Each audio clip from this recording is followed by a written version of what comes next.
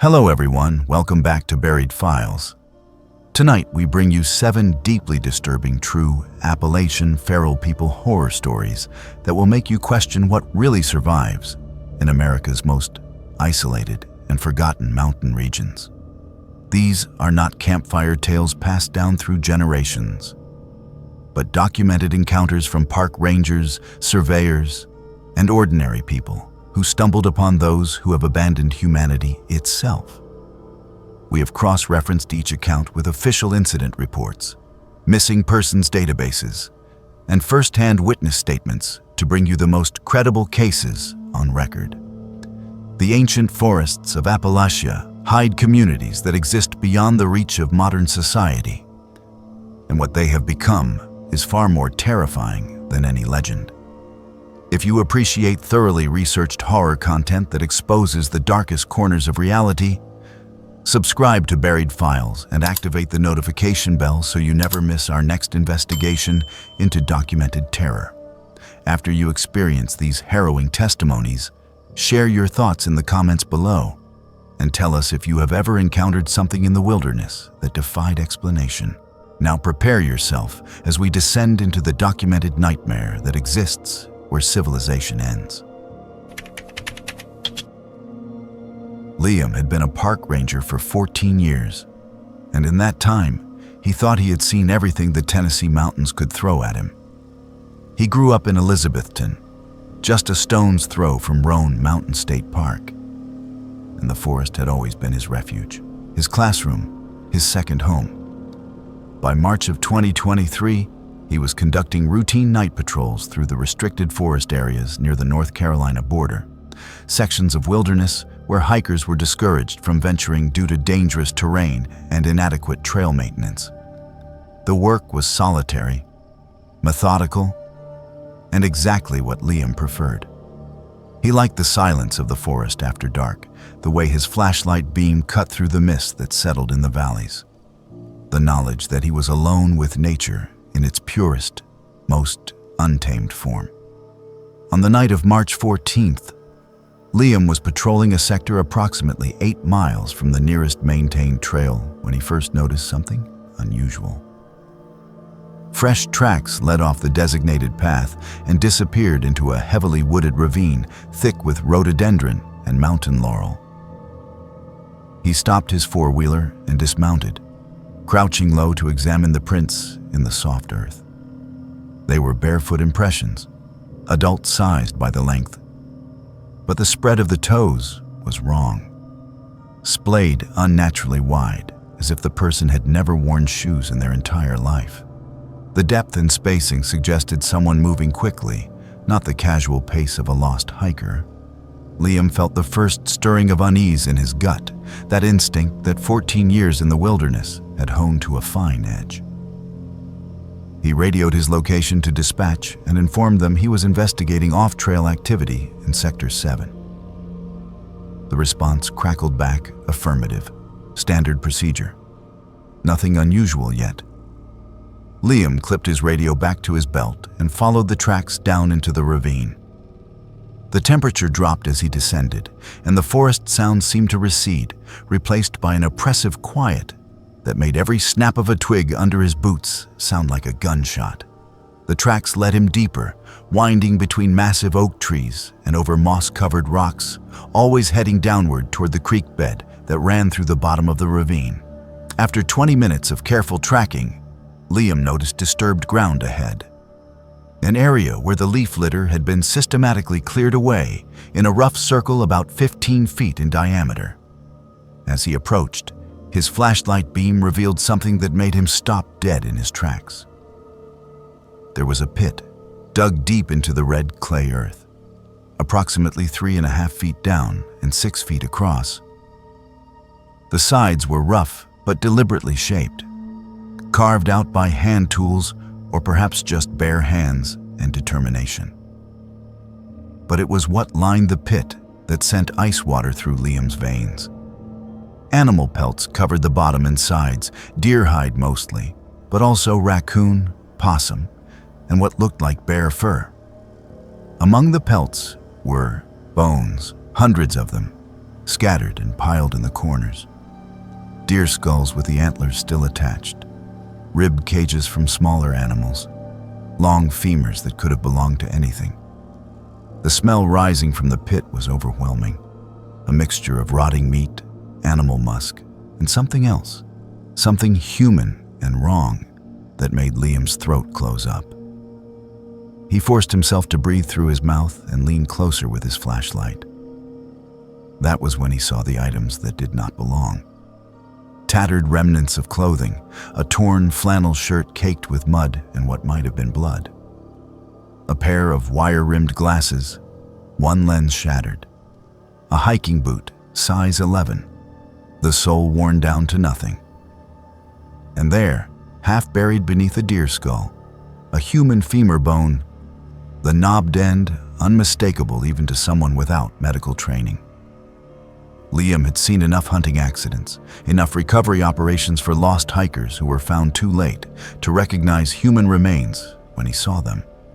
His hands shook as he pulled out his camera and began documenting everything. Each photograph felt like a violation, like he was trespassing in a sacred space that belonged to something dark and primitive.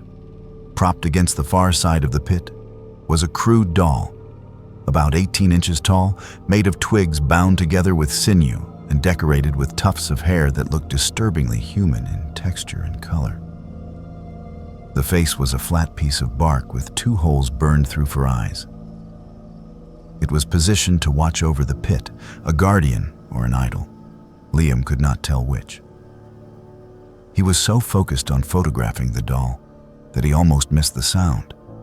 It was subtle at first, just a slight rustle in the canopy above him, the kind of noise a squirrel might make moving branch to branch. But then it came again. Heavier, deliberate, directly overhead.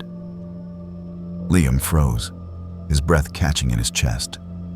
Slowly, with every survival instinct screaming at him to run, he raised his flashlight and aimed the beam up into the trees.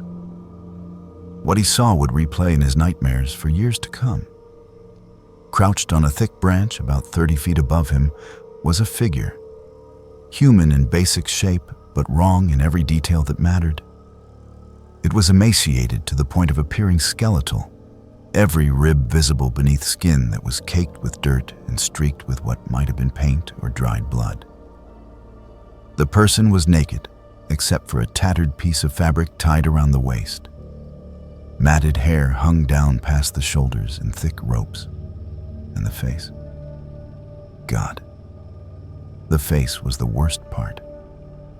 Sunken eyes stared down at Liam with an intensity that was neither curiosity nor fear, but something else entirely, something calculating and predatory. The mouth hung open slightly, revealing teeth that looked filed or broken into jagged points. They stared at each other for what felt like an eternity, but was probably only 5 or 6 seconds. Then the figure made a sound, a guttural vocalization that started low in the chest and rose in pitch until it was almost a shriek. It was not a word, not quite a scream, but something in between that carried meaning Liam could feel in his bones, even if he could not understand it. The sound echoed through the ravine, and somewhere in the distance, another voice answered it, then another, a chorus of inhuman calls that seemed to surround him. The figure shifted on the branch, and Liam saw its hands, the fingers too long, the nails thick and yellowed like claws. It moved with a fluidity that was completely wrong for human anatomy, joints bending at angles that should not have been possible. Then, without warning, it dropped from the branch. Liam did not see it land. He was already running. Every ounce of his training, every protocol about maintaining composure and assessing threats, went out of his head in that moment of pure animal panic. He crashed through the underbrush, branches whipping at his face, his flashlight beam bouncing wildly as his boots struggled for purchase on the steep slope. Behind him, he heard movement, fast and getting closer, but he did not look back. He could not look back. His four-wheeler was still where he left it, and Liam threw himself onto the seat, fumbling for his keys with hands that would not stop shaking. The engine roared to life, and he gunned it back toward the main trail, not caring about the noise, not caring about anything except putting distance between himself and whatever was in that ravine. He did not slow down until he reached the ranger station parking lot, where the floodlights and the sight of other vehicles finally allowed him to breathe again. Liam sat in the parking lot for 10 minutes, trying to compose himself before going inside. His hands still trembled as he reached for his radio and called for backup. His voice sounded strange in his own ears, too high, too fast. He forced himself to slow down, to speak clearly as he reported what he had found. Dispatch confirmed they were sending 2 additional rangers and had contacted local law enforcement. He was instructed to wait at the station. The backup arrived 40 minutes later. Liam led them back to the site, this time with 3 rangers and 2 county sheriff deputies, all armed, all skeptical of his story about the figure in the trees. But their skepticism evaporated when they saw the pit. The deputies immediately called for forensics, and the area was cordoned off with crime scene tape. Liam watched as they photographed everything, bagged evidence, took soil samples from around the bones. But when they searched the surrounding area for tracks, for any sign of the figure Liam had seen, they found nothing. No footprints except Liam's own boots and the original barefoot tracks he had followed. No broken branches from something dropping from the trees. No indication that anyone had been there at all except for the pit itself. One of the deputies suggested that Liam had spooked himself, that the isolation and the disturbing nature of the find had caused him to see things that were not there. The other rangers said nothing, but Liam could see the doubt in their eyes. Forensics took 3 days to process everything. The bones were sent to the state medical examiner in Nashville. Most were confirmed to be animal remains, deer, and small mammals, nothing unusual for a wilderness area. But the femur bone was indeed human, and dental records eventually identified it as belonging to Marcus Webb, a construction worker from Johnson City who had disappeared while hiking near Carver's Gap in 2021. His remains had never been found, and the case had gone cold. The clothing fragments and the boot belonged to 2 other missing persons, both from separate incidents years apart. The investigation was officially classified as evidence of feral human activity, a designation that Liam learned was more common than the public realized. 2 days after the forensics report came back, a team from the Tennessee Wildlife Resources Agency dismantled the pit.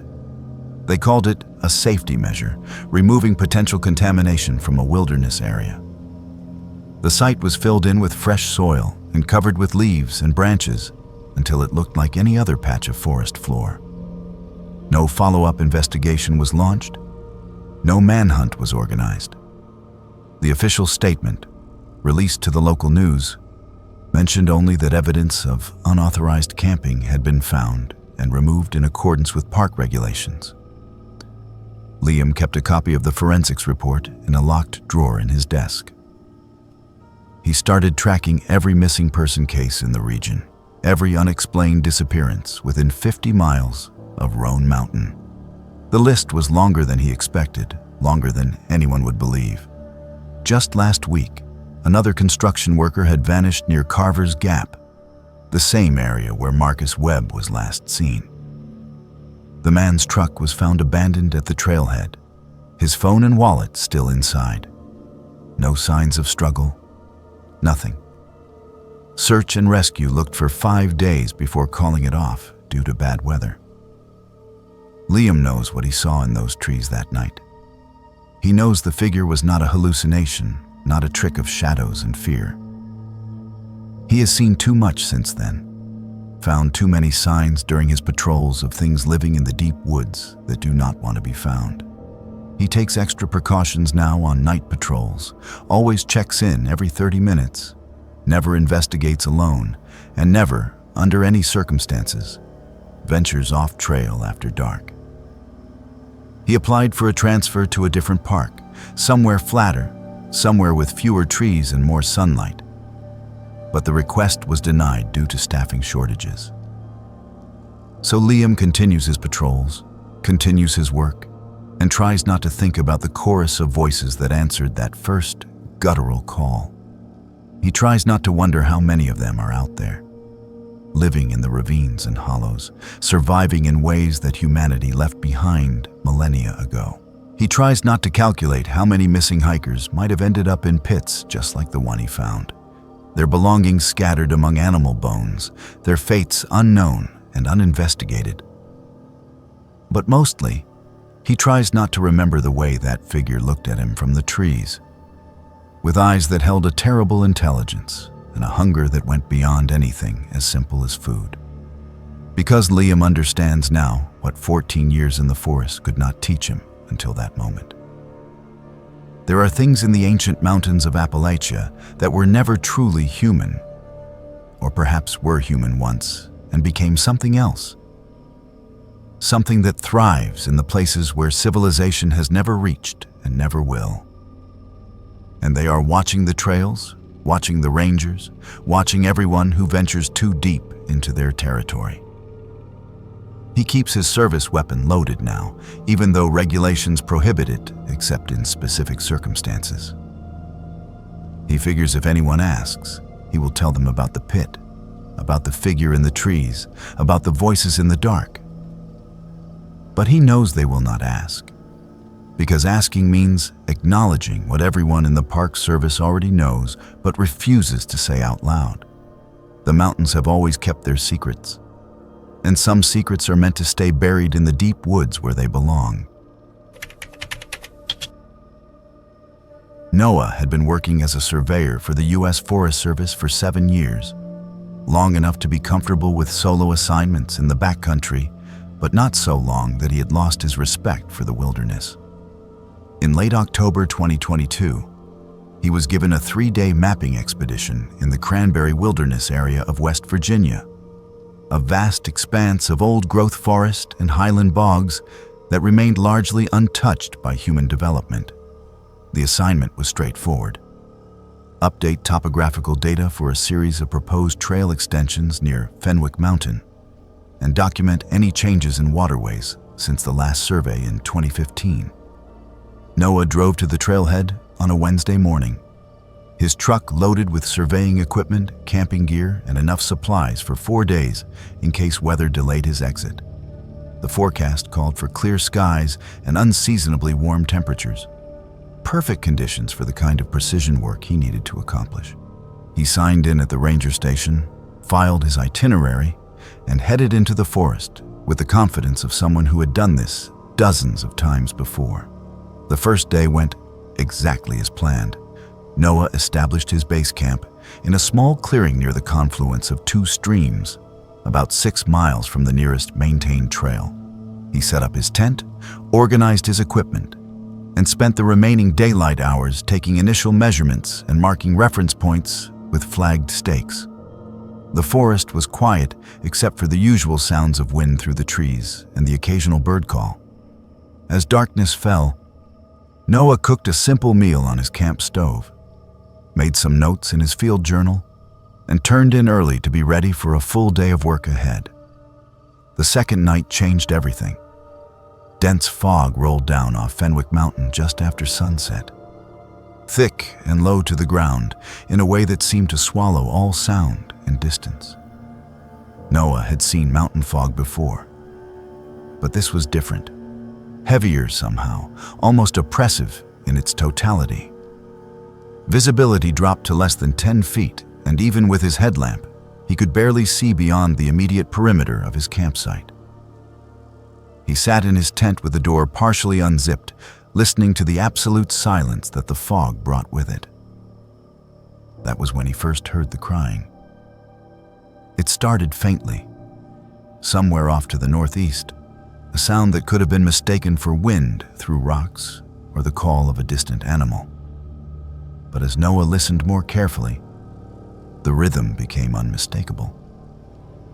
It was crying.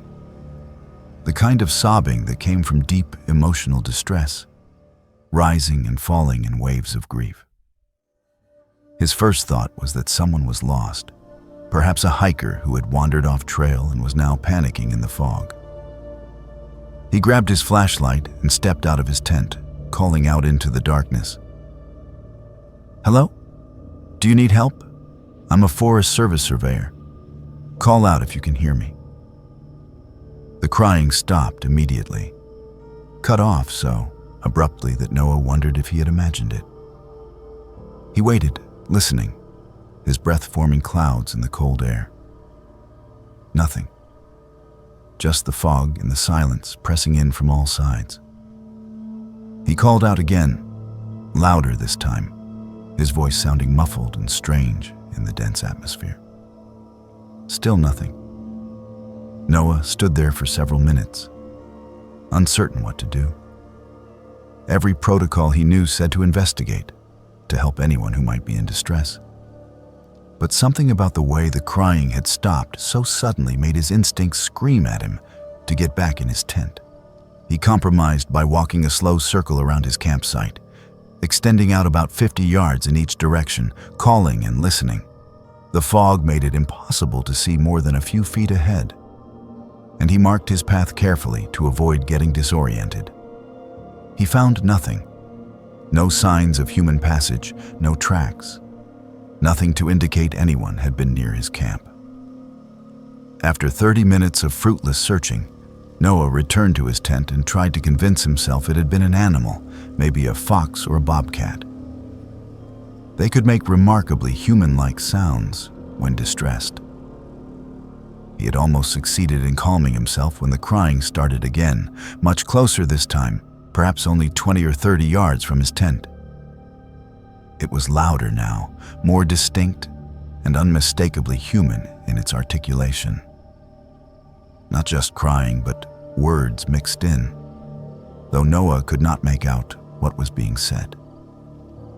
He grabbed his radio to call the ranger station, but all he got was static.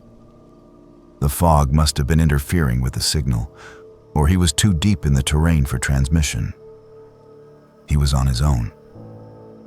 The crying continued for the next hour, moving in a slow circle around his campsite. Sometimes it was to his left, sometimes behind him, sometimes so close that Noah was convinced someone was standing just beyond the ring of his flashlight beam. But whenever he pointed his light toward the sound, there was nothing but fog and the dark shapes of trees. He stayed awake all night, sitting in the entrance of his tent with his flashlight in one hand and his knife in the other, listening to that terrible sound move through the darkness.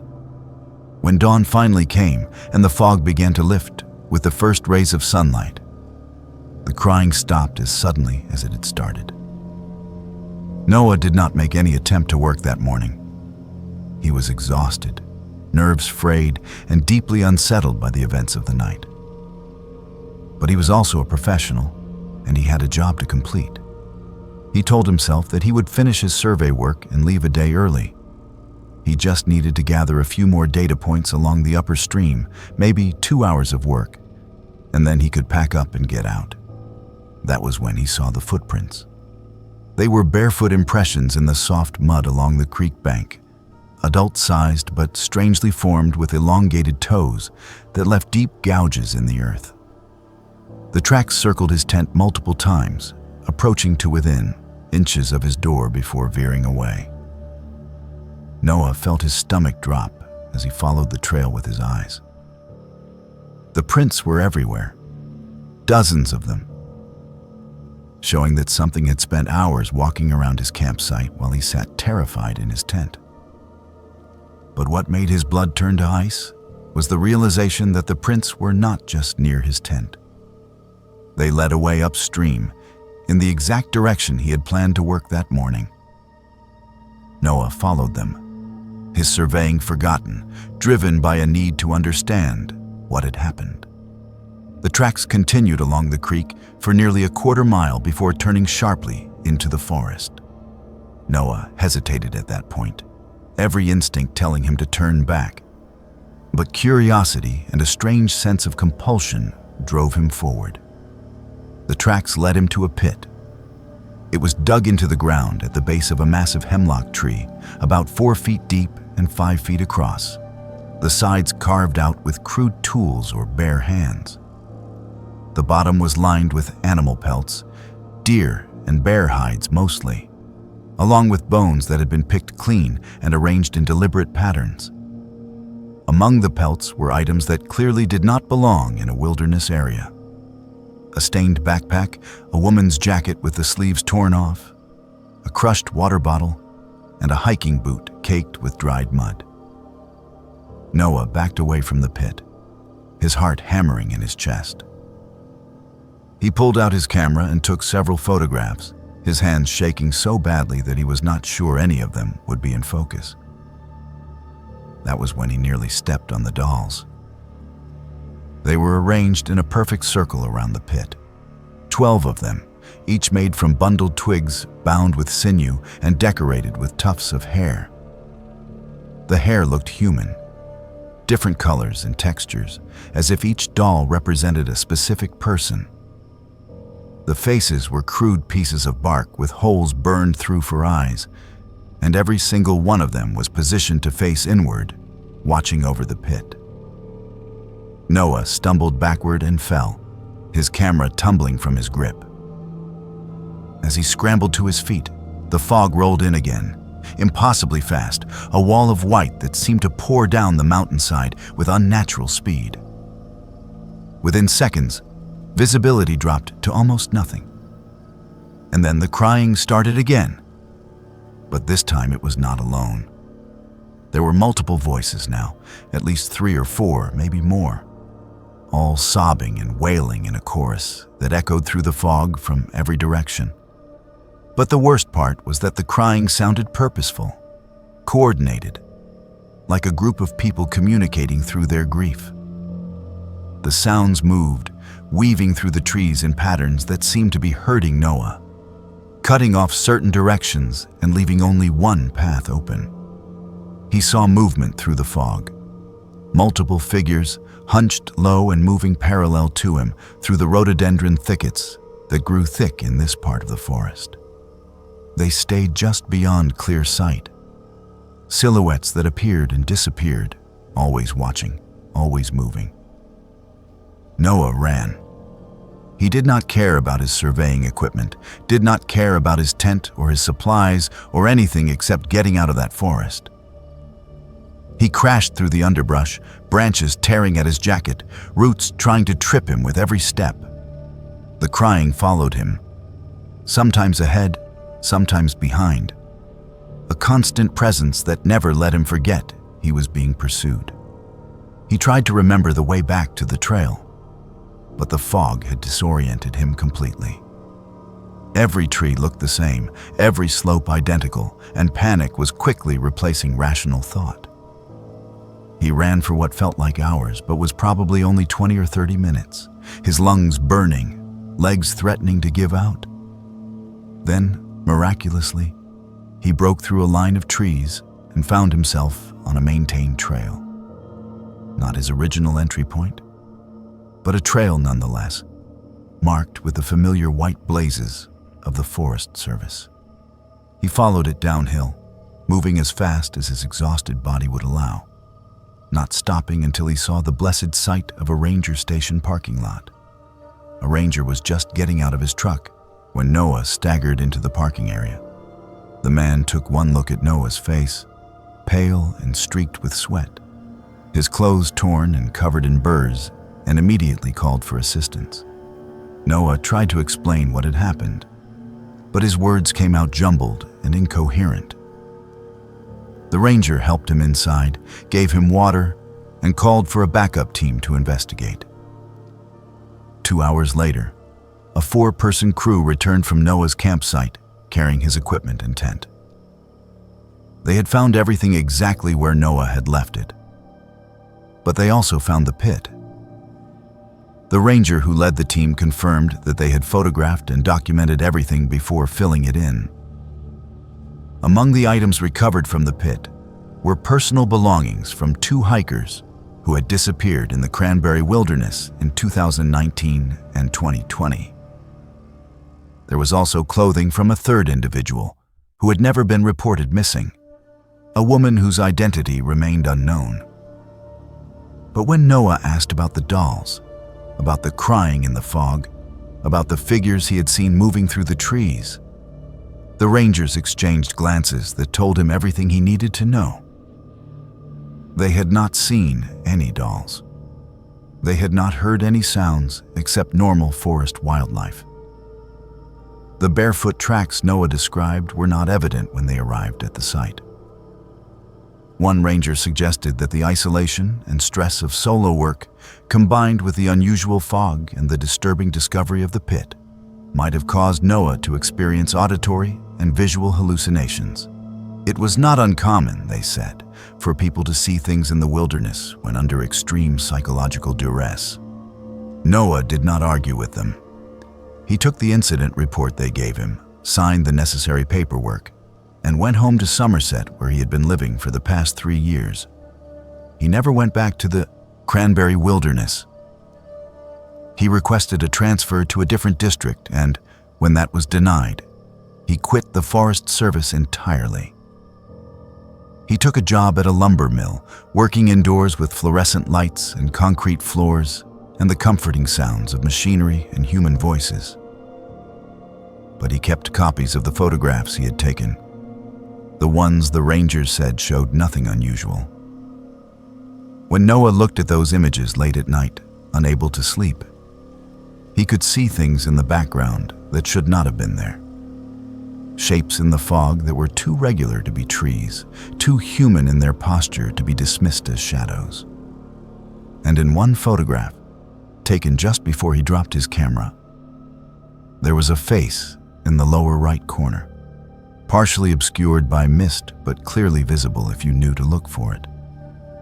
A face that was watching him with eyes that held neither malice nor compassion, but something far worse. A complete indifference to human suffering. Noah thinks about that face sometimes when he hears fog warnings on the weather report, when he sees the mountains in the distance from his apartment window. He thinks about the 2 hikers whose belongings were found in the pit, about the unknown woman whose clothes were there as well. He wonders what happened to them, whether the crying he heard was their voices or something else. Something using their voices to lure others into the deep woods. The pastor who performed his father's funeral service had told him once that there are things in the old mountains that predate human understanding. Things that were there before the first settlers and will be there long after the last human has left. Noah never believed that until he spent 2 nights in the Cranberry Wilderness. Now he knows better. Now he keeps his distance from wild places and warns his nephew, who talks about becoming a park ranger, never to camp alone in the deep hollows where the fog rolls thick and the crying starts after dark. Ethan was a wildlife photographer from Asheville who specialized in capturing the natural beauty and animal behavior of the Great Smoky Mountains. In his 6 years working professionally, he had built a respectable portfolio that had been featured in outdoor magazines and conservation websites.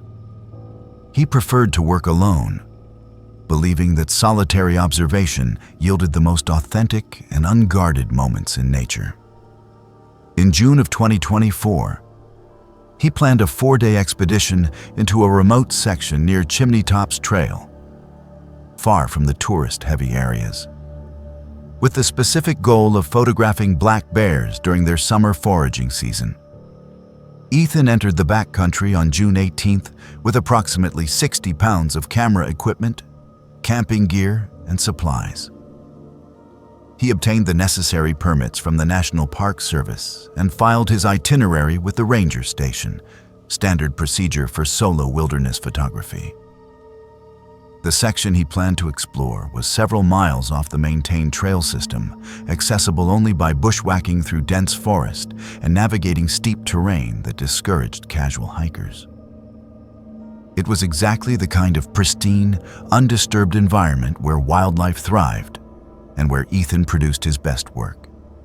he established his base camp in a small clearing surrounded by old-growth hemlocks, with a reliable water source from a spring-fed stream about 50 yards away.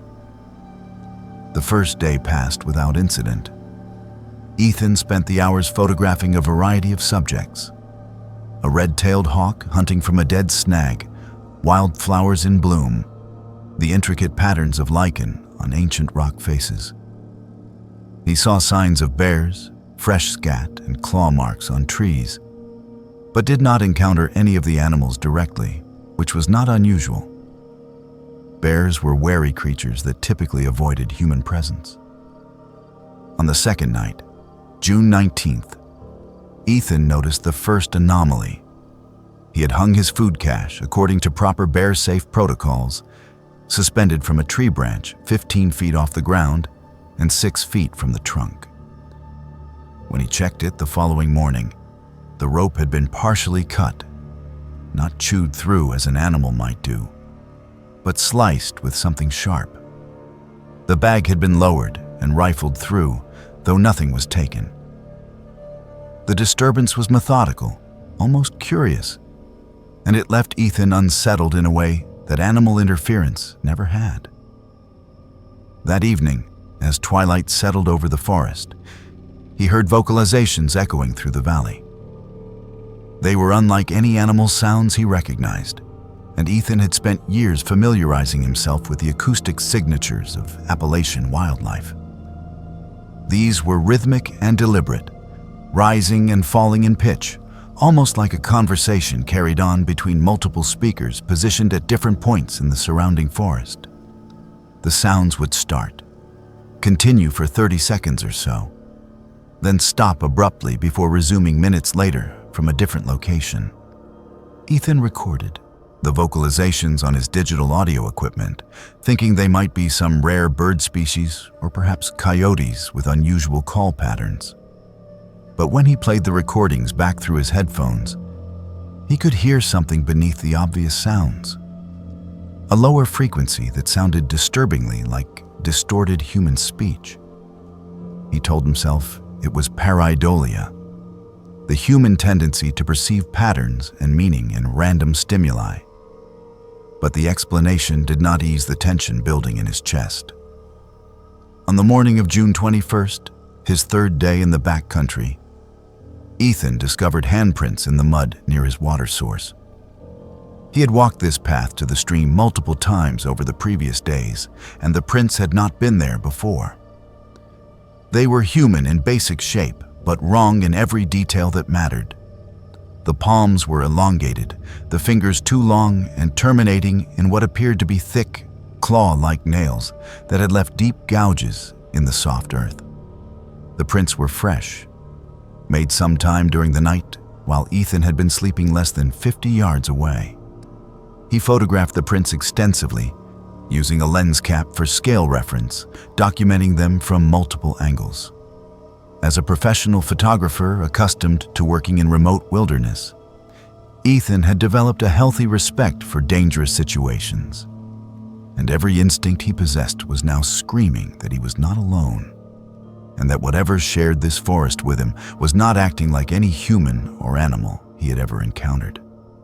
Still, he was scheduled to remain for one more night, and the rational part of his mind argued against abandoning his expedition based on strange sounds and unusual tracks. That decision, born of professional pride and stubborn determination, was one he would regret for the rest of his life. On his third night in the backcountry, June 21st, Ethan woke to the sound of breathing just outside his tent.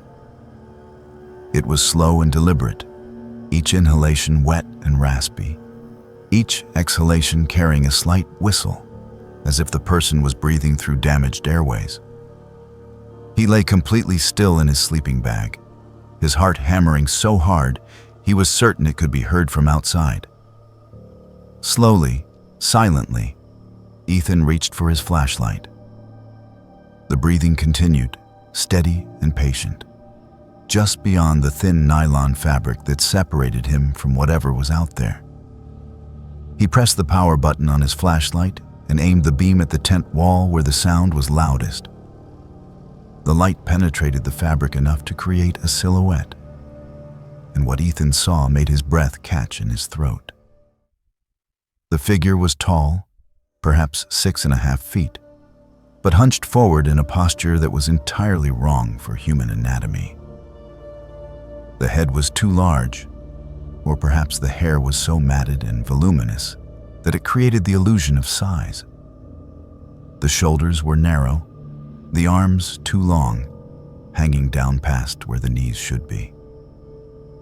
It stood completely motionless when illuminated, not startled or reactive, just still, as if the light meant nothing to it.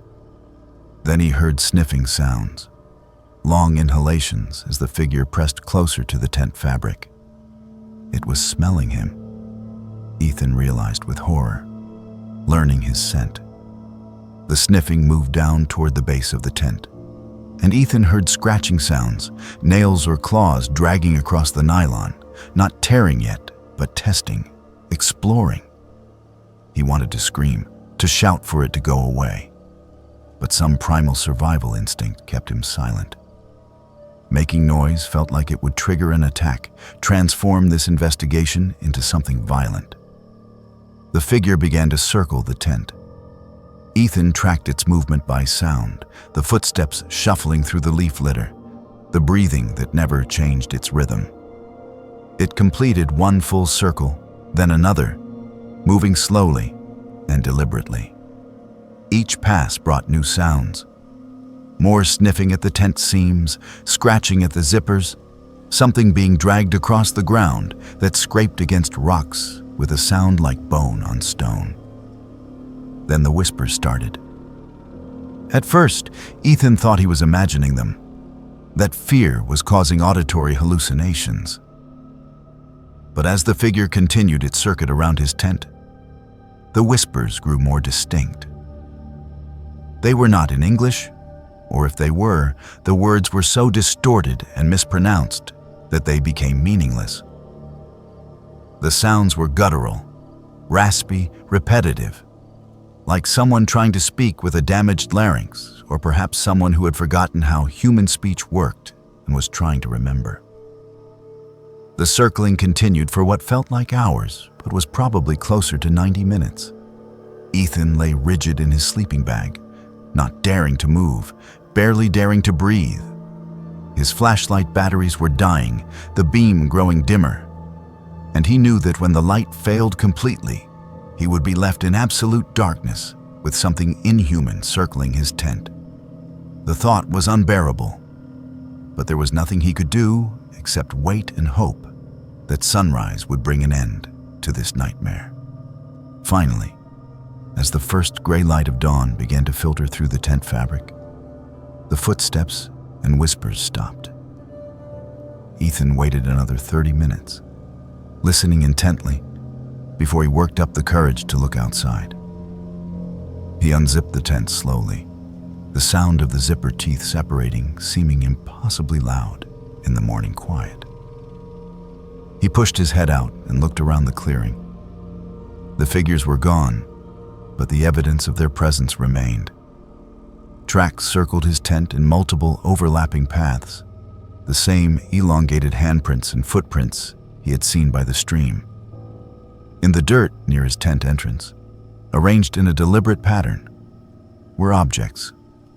A deer skull, several small bones, a dead bird with its wings spread, and in the center, a crude doll made of twisted sticks bound with sinew and decorated with black feathers. Ethan did not wait to photograph the scene. He packed his gear with shaking hands, stuffing items into his backpack with no regard for organization or care. His expensive camera equipment, normally treated with reverence, was thrown in haphazardly.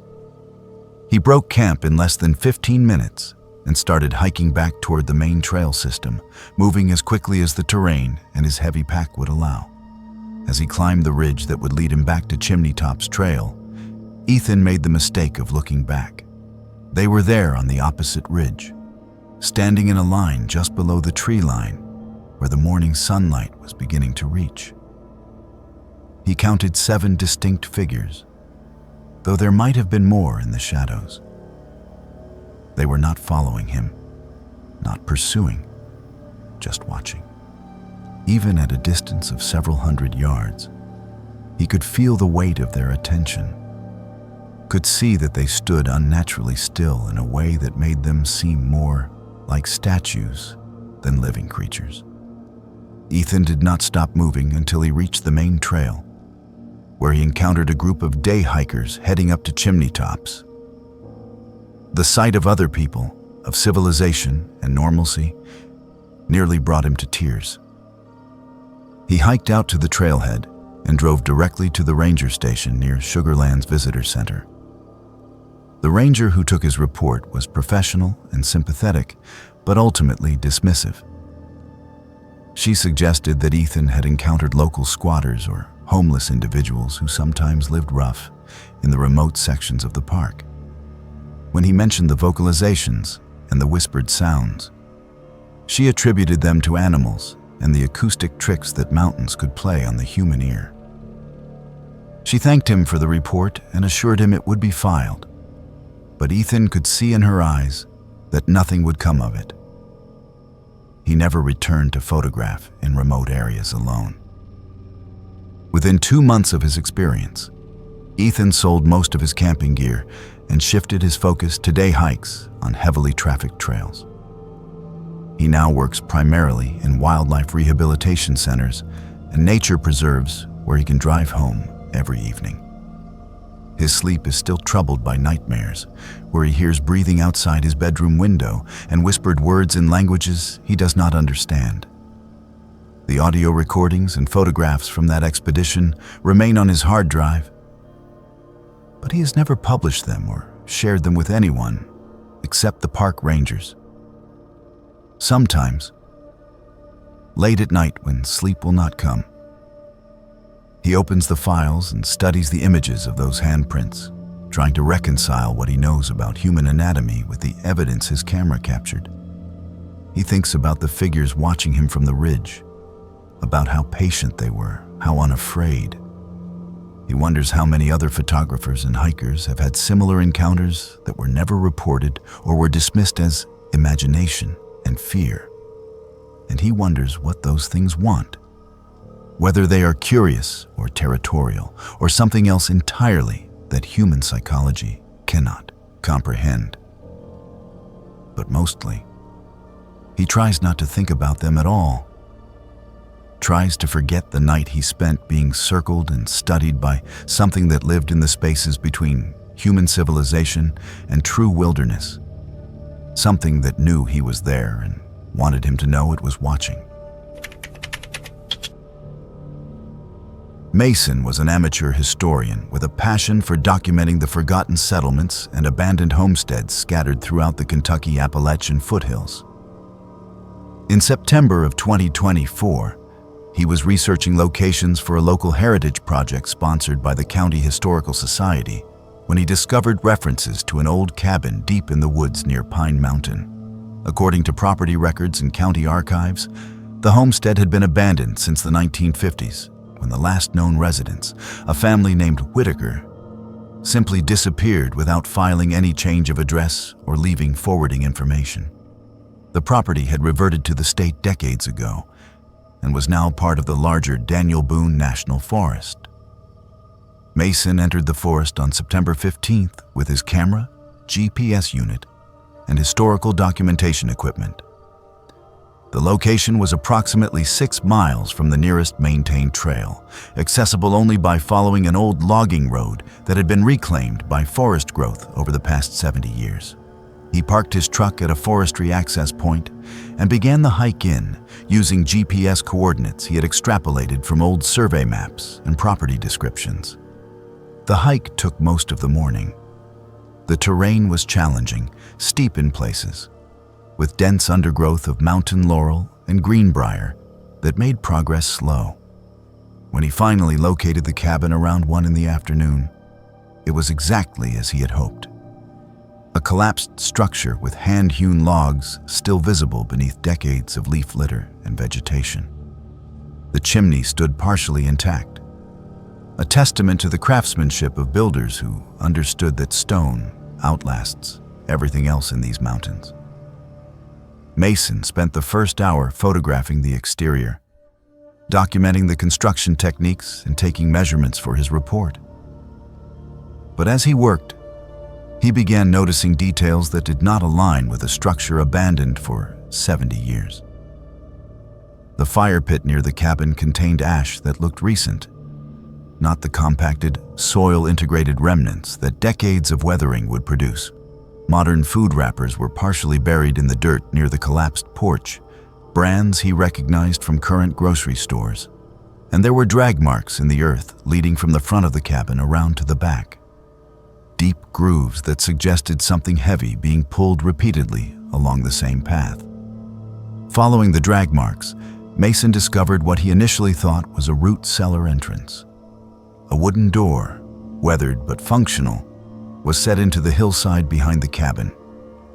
The door was secured with a modern padlock that had been broken, the shackle cut through with bolt cutters or a hacksaw. Mason photographed the lock and then, against his better judgment, pulled the door open. The smell that emerged was overwhelming, a combination of damp earth, rotting organic matter, and something else that made his stomach turn.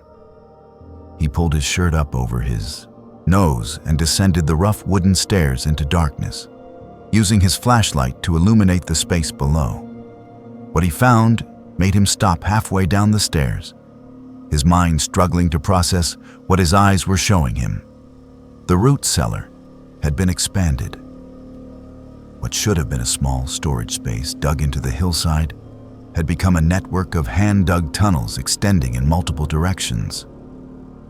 The walls were crude but deliberate, shored up in places with scavenged lumber and stones. The main chamber was perhaps 15 feet across, with a ceiling high enough for an adult to stand upright. Sleeping areas lined the walls, defined by piles of stolen camping gear, sleeping bags, inflatable pads, even a couple of small tents set up inside the underground space as if providing privacy within the larger communal area. Racks had been constructed from tree branches, and hanging from them were strips of dried meat in various stages of curing. Mason did not want to think about what kind of meat it was. Along one wall were supplies, canned goods with labels torn off, plastic water jugs, propane canisters, batteries, all the mundane necessities of survival arranged with a strange orderliness that suggested permanent habitation rather than temporary camping. But it was the walls themselves that truly disturbed him. Scratched into the dirt and stone were tally marks, thousands of them, covering every available surface. They were organized in groups of 5, the traditional counting method, and Mason tried to calculate how many marks there were, but gave up when he reached 500 and realized he had barely covered one section of one wall. What were they counting? Days? Victims? Something else entirely? Mason forced himself to continue documenting, taking photographs and video, knowing this was evidence of something significant, even if he did not yet understand what. He ventured into one of the side tunnels and found more sleeping areas, more supplies, and disturbing personal items that clearly belonged to other people. Wallets with identification cards, car keys, glasses, watches, articles of clothing sorted and stacked as if in a thrift store. He photographed several of the ID cards, recognizing them as driver's licenses from multiple states. He was so focused on his documentation that he almost did not hear the voices. They came from above, from the cabin area, muffled but growing louder as they approached.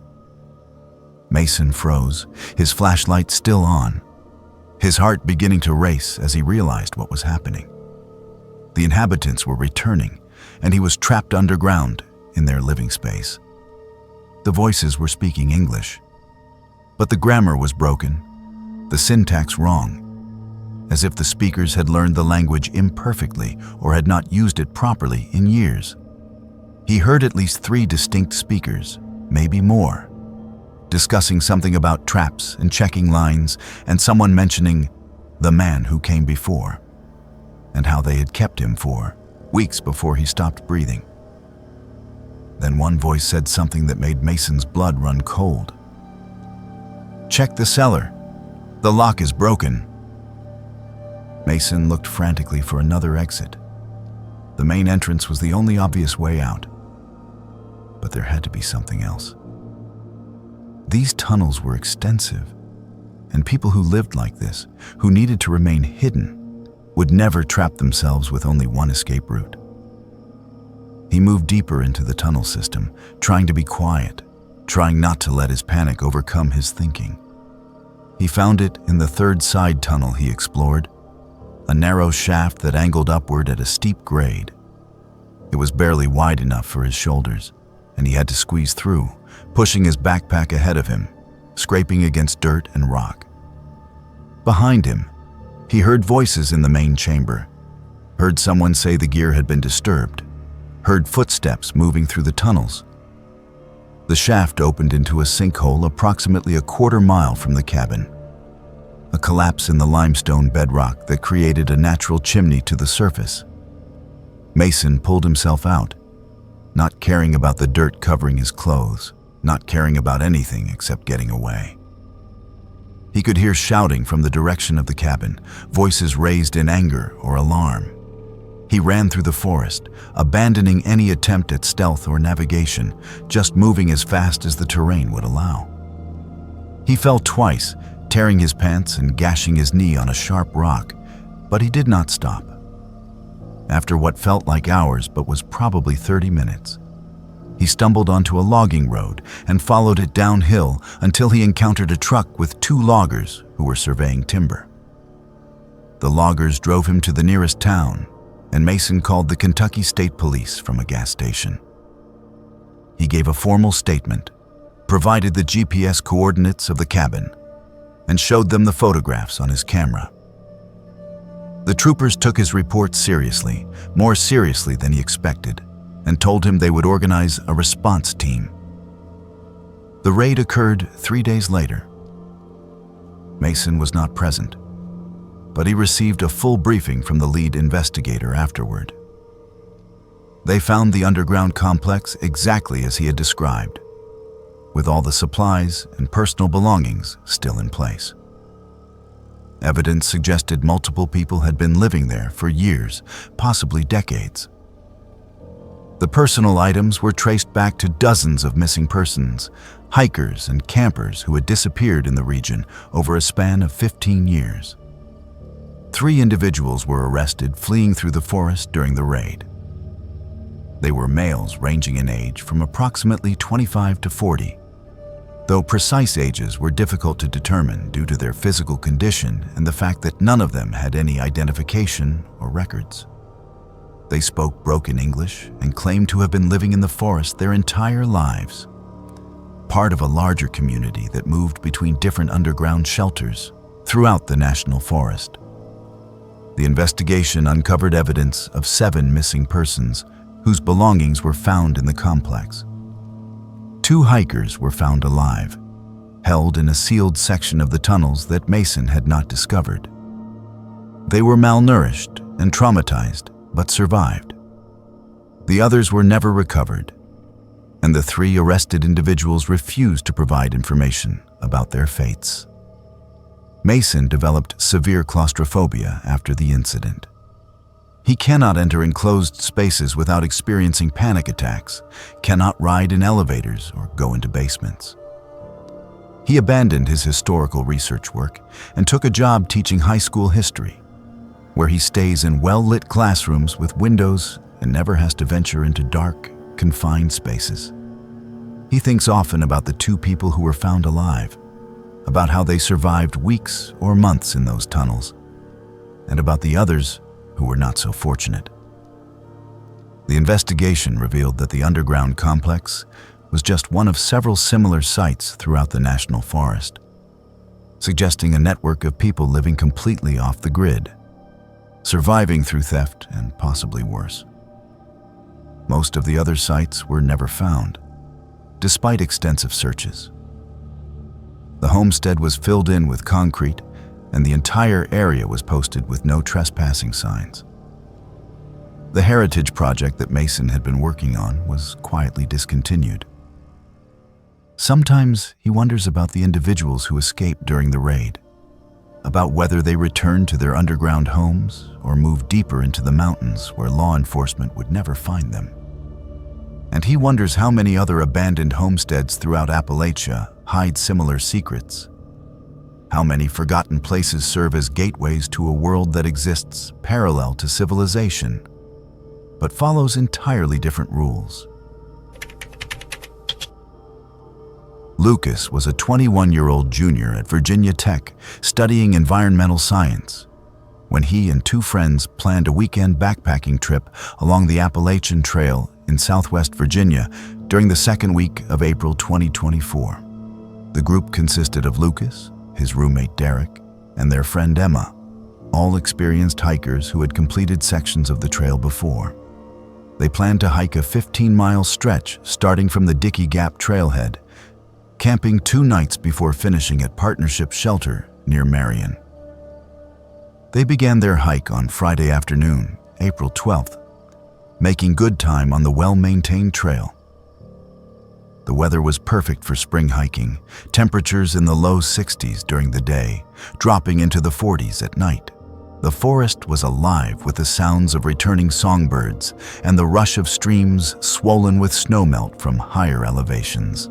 By late afternoon, they reached their planned campsite near a trail shelter, a 3-sided wooden structure with a raised sleeping platform that accommodated up to 6 people. 2 other hikers were already occupying the shelter, a couple from North Carolina doing a section hike. So Lucas and his friends decided to set up their tents about 200 yards away, in a clearing that offered more privacy and a better view of the surrounding forest. They established camp, prepared dinner on their portable stove, and spent the evening around a small fire, talking and enjoying the isolation that only backcountry camping can provide. The first indication that something was wrong came around 10 o'clock that night. The fire had burned down to coals, and they were preparing to retreat to their tents when they heard howling from multiple directions. At first, Lucas assumed it was coyotes, which were common in the area and often vocalized at night. But as he listened more carefully, the sounds were wrong. They were too varied in pitch, too coordinated, rising and falling in patterns that seemed almost musical, almost like they were communicating complex information rather than simply marking territory or calling to packmates. Derek, who had grown up hunting in rural Virginia and was familiar with wildlife sounds, said he had never heard coyotes make vocalizations like that. The howling continued for several minutes, coming from at least 4 or 5 different locations surrounding their camp, then stopped abruptly. The sudden silence was somehow worse than the howling had been, oppressive and expectant, as if the forest itself was holding its breath. Emma suggested they extinguish the fire and get into their tents. Something about the situation felt off to all of them, though none could articulate exactly what was triggering their unease. They doused the coals with water from their bottles and retreated to their respective tents. Lucas shared a 2-person tent with Derek, while Emma had her own single-person shelter. They agreed to keep their phones on and their bear spray accessible, just in case. Around 11:30, Derek announced he needed to use the bathroom and was going to walk to the nearby stream. Lucas told him to take a flashlight and his phone, and Derek assured him he would be fine, that he was just going 20 yards away. Lucas lay in his sleeping bag, listening to Derek's footsteps recede, listening to the sound of his friend relieving himself, listening to the normal sounds of someone moving through the forest at night. Then the sound stopped. Lucas waited, counting the seconds in his head, giving Derek time to finish and start walking back. But the footsteps did not resume. Instead, there was silence, complete and absolute, as if every creature in the forest had disappeared or stopped moving simultaneously. Lucas called out Derek's name, quietly at first, then louder. There was no response. He unzipped his tent and grabbed his flashlight, sweeping the beam toward the stream where Derek should have been. The light caught Derek's backpack sitting on the ground near where he had been standing. But Derek himself was nowhere to be seen. Lucas called again, louder now, and Emma emerged from her tent, asking what was wrong. Together, they walked to the stream, following Derek's trail, calling his name. They found Derek's belongings scattered along the stream bank. His backpack had been torn open, the contents pulled out and thrown in every direction. His water bottle was on the ground, his phone lying in the shallow water with the screen cracked. But Derek was gone. The beam of their flashlights revealed no signs of struggle, no blood, no indication of what had happened in the few seconds since he had walked away from camp. Then they heard his voice. It came from deep in the woods, at least 100 yards away, calling for help. Lucas and Emma ran toward the sound, crashing through undergrowth. But the voice kept moving, always staying ahead of them, always just out of reach. After several minutes of pursuit, Emma grabbed Lucas's arm and stopped him. She was breathing hard, her face pale in the flashlight beam, and she said something that made Lucas's blood run cold. That doesn't sound exactly like Derek. Listen to it. Really listen. Lucas focused on the voice calling for help, and he realized Emma was right. The words were correct. The pitch was close. But there was something artificial about it. Something flat and wrong. Like a recording being played or someone imitating Derek's voice without quite getting it perfect. They stopped moving and stood silent in the darkness, and the voice stopped calling. For a long moment, there was nothing but the sound of their own breathing and the distant trickle of water over rocks. Then the howling started again, closer this time, all around them. But now Lucas could hear beneath the howls something that sounded disturbingly like human voices, like people screaming or laughing, mixed into the animal vocalizations. Emma grabbed his hand and they ran, back toward camp, not caring about the noise they made, focused only on reaching the relative safety of the clearing and their tents. They made it back to find the couple from the shelter had heard the commotion and come to investigate. Lucas explained what had happened, that Derek was missing, that they had heard his voice but could not find him. The older man, whose name was Richard, immediately suggested they go to the shelter where there were more people and better protection. The five of them, Lucas and Emma plus Richard and his wife Sarah, hurried to the trail shelter with what gear they could quickly gather. Inside the shelter, they barricaded the open side with their backpacks and camping equipment, creating a makeshift wall. Richard had a satellite messenger device and used it to send an emergency message to authorities, reporting a missing hiker and requesting immediate assistance. The response confirmed that search and rescue had been notified and would deploy at first light. But help was hours away.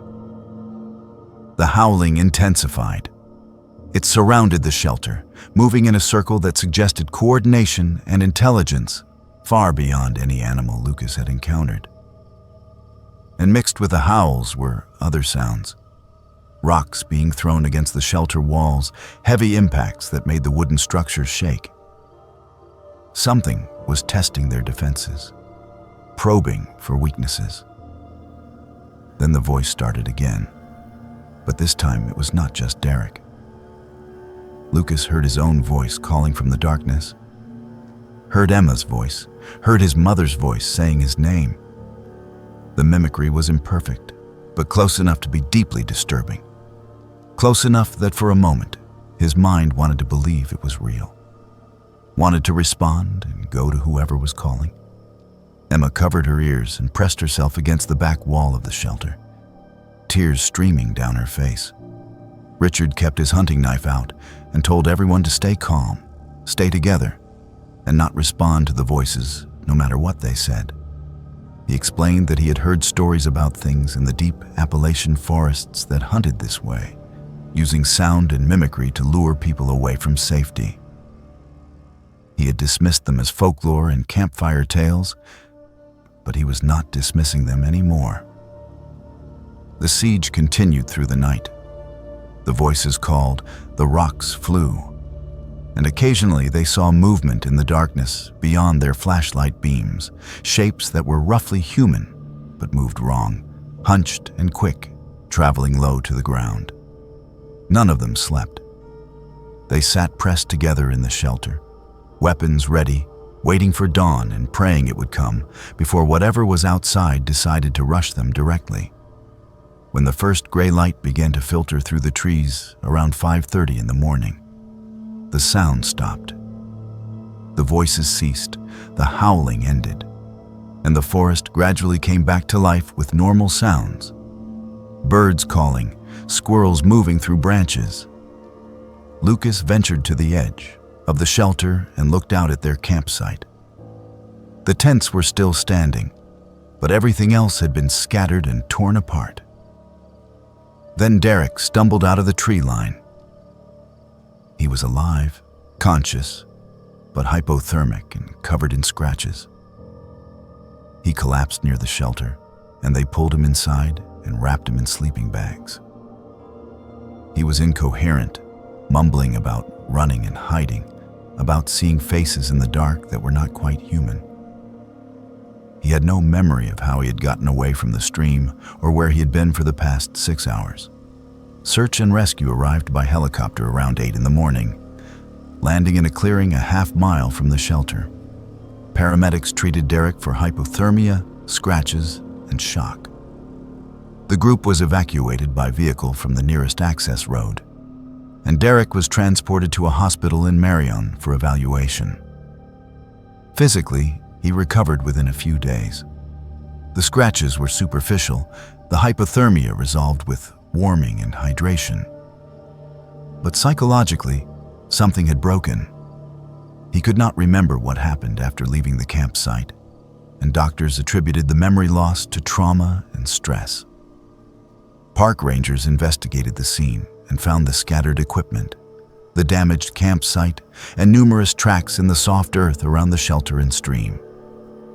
The tracks were barefoot, human-shaped, but with elongated toes and an unusual gait pattern.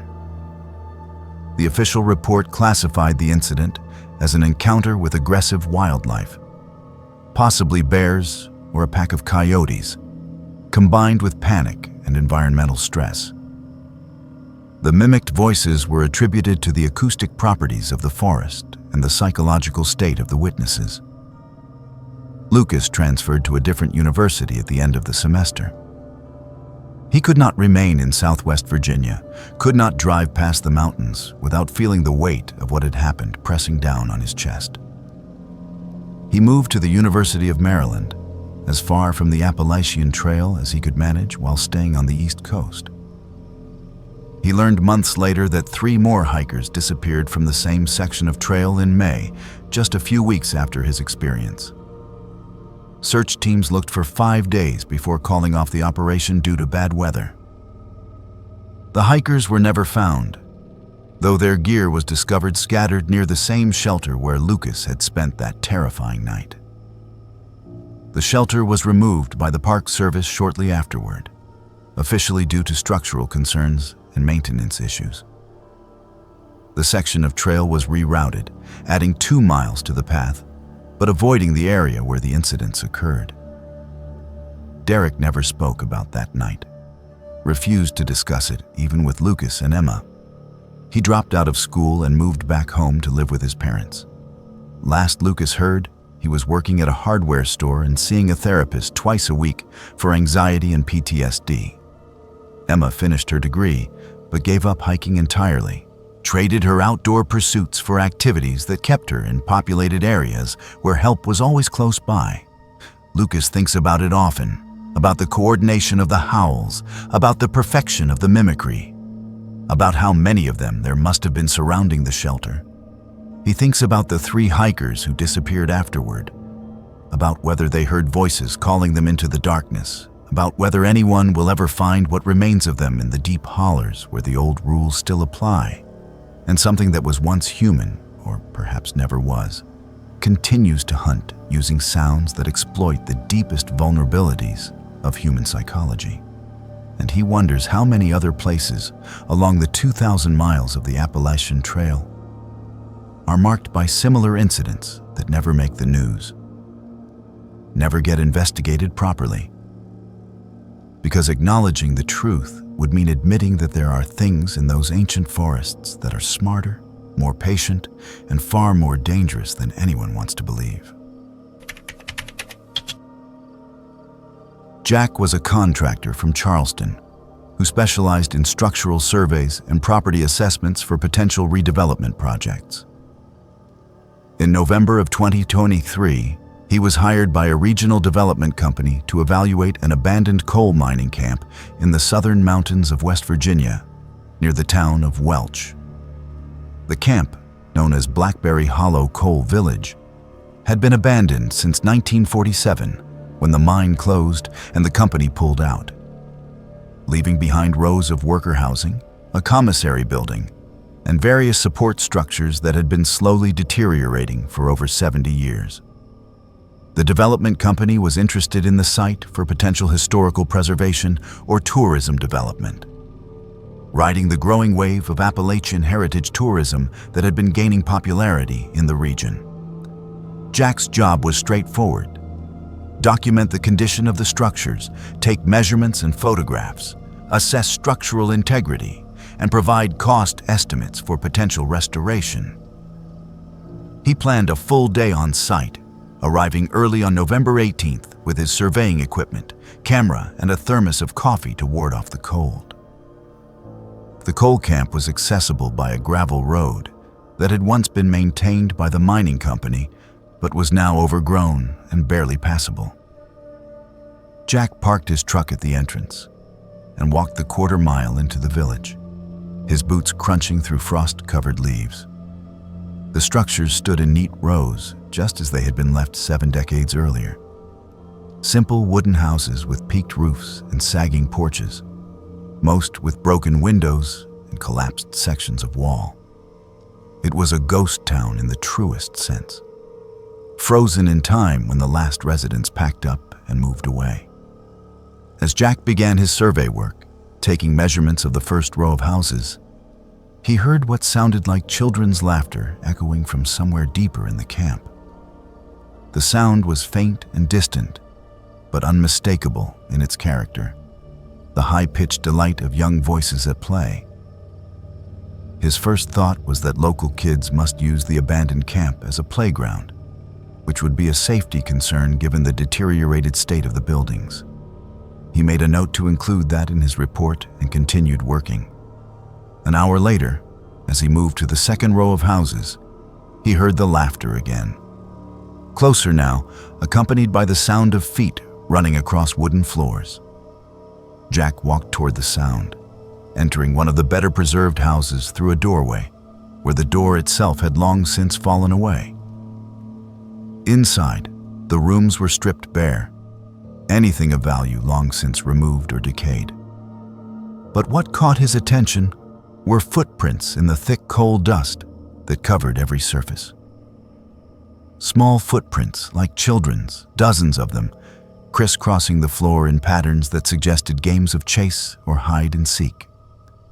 The prints were fresh, made recently enough that the edges were still sharp and distinct. Jack photographed them, puzzled by their presence, but not yet alarmed. He called out, asking if anyone was there, if any children needed help or were lost. His voice echoed through the empty rooms and was met with silence. Then, from somewhere above him, on the second floor of the structure, he heard giggling, quickly stifled as if someone was trying not to be discovered. Jack climbed the stairs carefully, testing each step before putting his full weight on it. The wood was soft in places, rotted through by decades of moisture and neglect. The upstairs rooms were in worse condition than those below, with large sections of the roof collapsed, allowing gray November light to filter through. And everywhere were more footprints, more evidence of children moving through the space. But there were also food scraps, candy wrappers, empty plastic bottles, modern items that had no business being in a structure abandoned for 70 years. In the corner of what had once been a bedroom, Jack found makeshift bedding, piles of stolen blankets and sleeping bags, arranged in a nest-like formation. There were at least a dozen sleeping areas, each one small, child-sized. Jack felt the first stirring of real concern. This was not kids playing. This was habitation, people living here in these condemned structures. He needed to report this to the authorities. But first, he wanted to document everything properly. He moved to the old commissary building, the largest structure in the camp, where workers had once purchased goods and supplies. The double doors hung open, one torn completely from its hinges. Inside, the main room was vast and empty, shelves still lining the walls, though stripped of any merchandise. And covering the walls from floor to ceiling were drawings, hundreds of them, maybe thousands, done in charcoal and what looked disturbingly like dried blood. The drawings were crude but powerful in their repetition and consistency. Stick figures of people, always with their hands raised as if in surrender or supplication. Mountain scenes with caves drawn as gaping black mouths. And most disturbing, images of people being dragged or carried by other figures. The victims always smaller, the captors always larger and hunched. Some drawings showed groups of people underground, in tunnels or caves, arranged in rows as if imprisoned or stored. Jack photographed everything, his hands beginning to shake as the implications of what he was documenting began to sink in. These were not the innocent drawings of children at play. These were records, histories, or warnings created by people who had experienced or witnessed terrible things. The drawings were layered, some obviously older and faded, others fresh and dark, suggesting that whoever was creating them had been doing so for years, possibly decades. As he worked, Jack became aware that the quality of light had changed. He checked his watch and was surprised to see it was only 2 in the afternoon. But the interior of the commissary had grown noticeably darker. He looked toward the entrance and saw why. The doorway was blocked, not completely, but partially obscured by small figures, children standing in a loose semicircle and watching him in absolute silence. There were at least 8 of them, maybe more behind the first rank that he could not see clearly. They were dressed in rags, clothing that looked like it had been pieced together from multiple sources, torn and filthy beyond description. Their hair was long and matted, faces streaked with dirt and grime that obscured their features. But it was their eyes that froze Jack in place. They stared at him with an intensity that was neither curious nor hostile, but something else, something evaluating and patient, like predators deciding whether prey was worth the effort of pursuit. Jack raised his hands in what he hoped was a non-threatening gesture and spoke slowly and clearly. He explained that he was not there to hurt anyone, that he was just working, that he would leave them alone. The children did not respond, did not move, did not even blink as far as he could tell. The silence stretched out, broken only by the sound of Jack's own breathing and the distant creak of wood settling in the wind. Then, from outside the commissary, from the direction of the old mine entrance that marked the edge of the camp, came a voice. It was female, elderly, speaking in a language Jack did not recognize. The words were harsh and guttural, with a rhythm that sounded almost like singing. The children turned their heads in unison toward the sound, and Jack saw their postures change, becoming less rigid, more responsive. A figure emerged from behind the commissary, an old woman dressed in clothing that looked like it might have been fashionable in the 1940s, though it was so worn and stained that dating it was difficult. Her face was deeply lined, skin weathered to the texture of old leather, and her eyes held the same intense stare that the children had displayed. She looked at Jack and then spoke to him in broken English, her accent so thick that he struggled to understand. She said the children were hers. She said they had always been here, in the camp, in the mountains. She said they should not have been forgotten, but they were, left behind when the mine closed, when everyone else moved away. She said Jack needed to leave and never come back, that the camp was not for development, not for tourists, not for anyone from outside. These were the forgotten ones, she said. And they should stay forgotten because that was safer for everyone. Safer for them and safer for people like Jack, who did not understand what lived in the old places. Jack did not argue. He backed toward the side entrance of the commissary, keeping his eyes on the old woman and the children, who had now begun to move aside to create a path for him. He walked quickly, but did not run, maintaining the appearance of calm even as his heart hammered in his chest. When he reached his truck, he loaded his equipment with shaking hands and drove away from Blackberry Hollow faster than the damaged road safely allowed. He called the local sheriff's department from the first place he could get cell service, about 15 minutes from the camp. He reported what he had seen, the children living in the abandoned structures, the old woman who appeared to be caring for them. He described the conditions, the makeshift sleeping areas, the disturbing drawings. The dispatcher took his information and said they would send someone to investigate.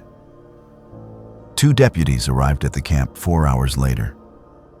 They searched every structure thoroughly and found evidence of habitation, the sleeping areas, the food wrappers, the drawings on the walls. But they found no people, no children, no old woman, no one at all. The camp was empty except for the evidence that someone had been living there recently. The deputies took photographs and filed a report, classifying it as possible squatters or transient habitation. A more thorough investigation was conducted the following week by social services and additional law enforcement. They found more evidence of long-term habitation, including items that suggested children had been living in the structures for years. They discovered food caches, crude tools, and personal items that had been stolen from nearby towns over an extended period. But they never found any people. The coal camp was fenced off and posted with no trespassing signs. The redevelopment project was quietly abandoned, with the development company citing structural concerns and environmental remediation costs as reasons for withdrawing from the property. Jack was paid for his day of work and thanked for his report. But he got the strong impression that no one wanted to discuss what he had found or what it might mean. Jack researched the history of Blackberry Hollow Coal Village after the incident. He learned that in 1947, when the mine closed and the camp was evacuated, there were reports of 23 children who went missing during the final days of operation. There had been a mine collapse, a section of tunnel that gave way unexpectedly, and while most workers escaped, a group of children who had been playing near the mine entrance were never accounted for.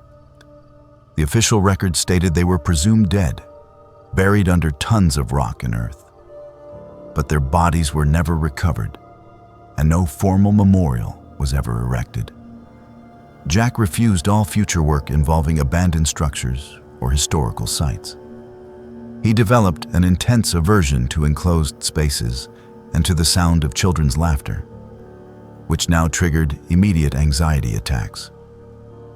He cannot drive past the mountains of southern West Virginia without thinking about those eyes staring at him from the commissary doorway. about the old woman who spoke of forgotten ones, about the drawings on the walls that told stories no one wanted to acknowledge. He wonders sometimes about the children, about whether they were the descendants of those lost in 1947, raised in isolation and taught to survive in the ruins of the camp. He wonders about the old woman, about how she could have lived in those conditions for so many years without anyone knowing or caring. But mostly he wonders about the drawings, about whether they were warnings or records or pleas for help from people who existed outside the boundaries of normal society, living in the spaces that civilization abandoned and choosing to remain hidden rather than return to a world that had already forgotten they existed. Henry had always loved the Cherokee National Forest. It was wild in a way few places were anymore. Vast stretches of untouched land where the forest swallowed everything man left behind. He spent much of his spare time volunteering on the Appalachian Trail maintenance crew, clearing fallen branches, rerouting washed-out sections, and maintaining the signage for hikers. By August of 2022, he had logged 5 seasons of part-time trail work. Most of it was routine, predictable, and peaceful. The sort of quiet labor that cleared the mind. Until one summer when a job deep in the woods changed everything. That particular day began normally enough. Henry was assigned to work a remote section near Iron Mountain, several miles from any trail access points. It was the kind of area few tourists ever reached. Rugged, overgrown, and occasionally unsettling. The rangers jokingly called that section the Hollow, but it was more superstition than anything else. Just one of those places where compasses tended to give unreliable readings, and the woods felt heavier than they should. He started his work early, armed with pruning shears, a handsaw, and a small pack carrying his lunch. The day passed uneventfully until he noticed something out of place near a sharp bend in the trail. The dirt looked recently disturbed, loose and uneven, as though someone, or something, had walked there after the last rain, but before the ground fully dried. He assumed it was just hikers. Then he spotted the footprints. They ran parallel to the freshly cleared section, barefoot, human-sized, but wider and longer than normal. The toes spread unnaturally far apart. They appeared again and again, sometimes veering off trail, sometimes right beside his fresh work. Whoever had made them had walked the exact route he maintained, step for step, as if following him. Henry frowned, but dismissed it. The mountains were full of strange hikers, survivalists, backwoods squatters, even feral living communities. You could drive yourself crazy worrying about who was living unseen just beyond the tree line. He finished his work and hiked out before dusk. When he returned the next morning, the first thing he noticed was that all the branches he'd cleared the day before had been dragged back across the trail. The cuts were bright white, still fresh from his saw. But someone, or something, had taken the time to undo his work. Tools had been moved. His gloves were gone. A handful of small stones were arranged at the base of a tree beside the trail in a perfect circle around his pack's footprint. It was strange. Maybe some odd prank by other volunteers, though Henry knew none were scheduled that week. He decided not to think about it, chalked it up to coincidence, and kept working. But that afternoon, a faint whistling reached his ears. It was soft and wandering, musical enough that he first thought it was wind through branches. Then he realized the tune matched something he'd been humming absent-mindedly while working earlier, a tune his father used to whistle. Henry stopped cutting and listened hard. The whistling came again, closer this time, perfectly mimicking the melody note for note. The forest went still as he called out, asking if someone was there. No answer. The sound stopped immediately. He grabbed his small radio to contact the nearest check-in station, but the line crackled dead. The mountains could block a weak signal easily, but unease left him unsettled. With the sun dropping lower, he wrapped up early and hiked back down to his truck. He told himself he'd been alone, that mountain acoustics played tricks on the ears. And yet, when he reached his vehicle, he found something strange waiting.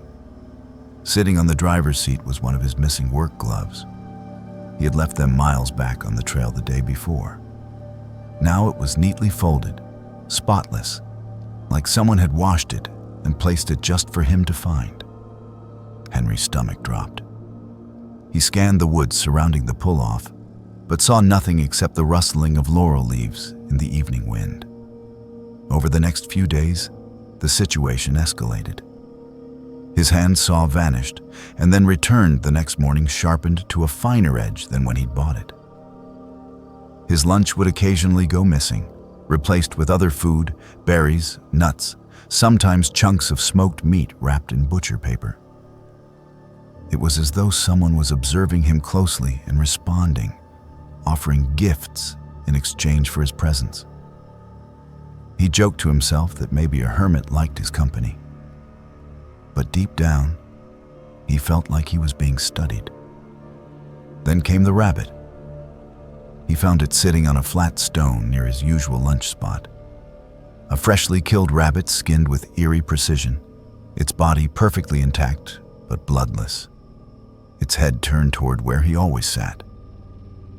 On the meat was a small strip of bark with words scorched into it. "Thank you for the path." Henry stared at it for a long time before carefully backing away and leaving his tools behind. He hiked out immediately, drove home, and locked his doors like a man running from a nightmare. For 2 days he debated telling someone. His co-workers would laugh it off, accuse him of reading too much into harmless mountain weirdness. Finally, curiosity won over fear. He needed to know who or what was sharing the forest with him. So he returned. He arrived before dawn, moving quietly, determined to observe rather than work. He waited hidden behind a fallen log near his usual lunch spot. Hours crawled by as the forest slowly brightened. His patience wore thin right before noon, when movement caught his eye. A man, if it was a man, emerged from the trees. He was tall, gaunt, bare-chested except for scraps of patchwork clothing hanging from his frame. His skin was sunburned and rubbed raw, his hair a wild tangle that seemed almost woven with pine needles. The stranger moved oddly, half-crouched, steps silent, despite the undergrowth. He carried Henry's missing pruning shears and used them to trim branches along the path, just as Henry did, carefully cutting and stacking them aside. Every motion mimicked Henry's exact work habits. Repetition so perfect, it was unsettling. When the stranger stood upright, Henry saw his own hat perched on the man's head, the wide brim shadowing a face smeared with mud and soot, as if trying to imitate Henry's dirty, work-worn features. The figure knelt at the same lunch rock and unpacked its meal. A tin lunchbox identical to Henry's, complete with thermos and napkin. It even chewed the same kind of sandwich. Horrified, Henry stayed perfectly still, watching this bizarre imitation of himself go about its routine. The man occasionally tilted his head, murmuring in a faint whisper Henry could not make out. Then the stranger suddenly stopped mid-bite. Slowly, unnervingly, he turned toward Henry's hiding place. Their eyes met. The expression that spread across the stranger's face wasn't anger. It was familiarity, amusement even. He smiled, showing teeth darkened to the color of bark, and in Henry's own voice said softly, "I see you seeing me." That was enough. Henry bolted down the trail, stumbling over roots, heart pounding hard enough to make him dizzy. Twigs snapped behind him. He didn't look back. When he reached his truck, He drove straight to the ranger station and stammered out his story to the duty officer. The ranger listened quietly, then said that the area had a history of wild men sightings dating back decades. There were rumors of hermits or descendants of off-grid families that had been living unnoticed in those mountains for generations.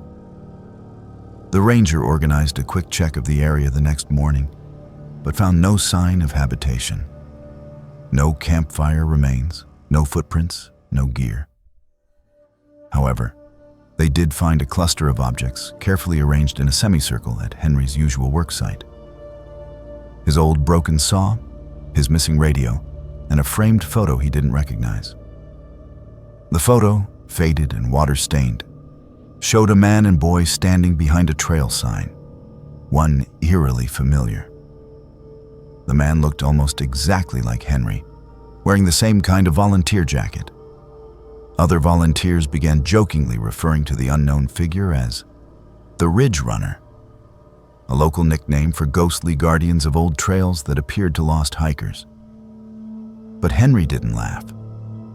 The resemblance in the photo wasn't coincidence.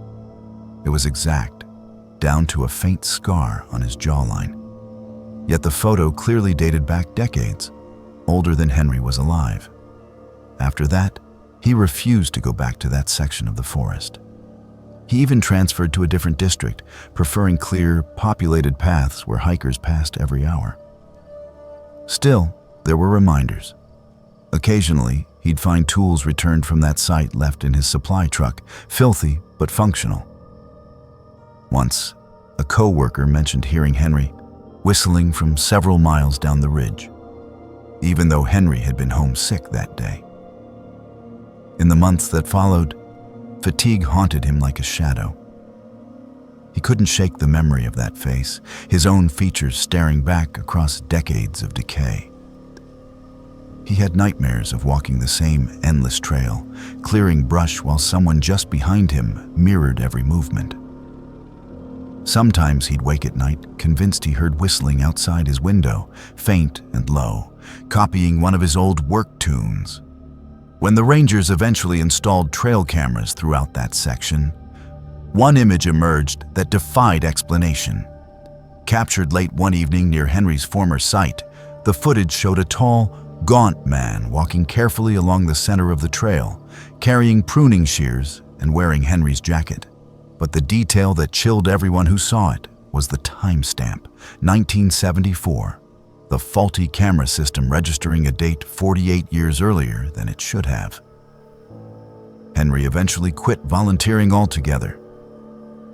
He took a new job inspecting city parks, safe in open daylight. But sometimes he still receives calls from the Cherokee Forest Office asking if he's been seen working the ridges again. Always with reports of someone who looks like him cleaning trails miles deep in the national forest, where Henry swore never to return. He tells them firmly it isn't him, though part of him wonders.